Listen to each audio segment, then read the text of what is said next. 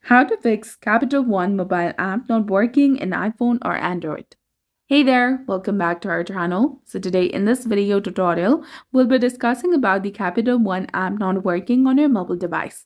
So now let's get started. First of all, you need to go ahead and make sure that the Capital One app is installed in your phone with its latest version. For that, you need to go ahead and open your Play Store if you're using Android and open your App Store if you're using iPhone. From here, simply search for Capital One Mobile Banking. Once you find it, you can tap on it, and if you see an update button, simply tap on it again to update it with its latest version. This will help you fix any bugs and help in tidying up your app.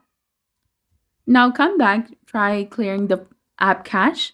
For that, you can tap and hold on to this application, tap on the eye icon in the top to go to App Info, scroll down and go to Storage, and then click on Clear Cache. Come back, try for stopping this application and re-enable it again. And for iPhone, you can go to General and then go to iPhone Storage, search for Capital One, and simply upload the application from over there.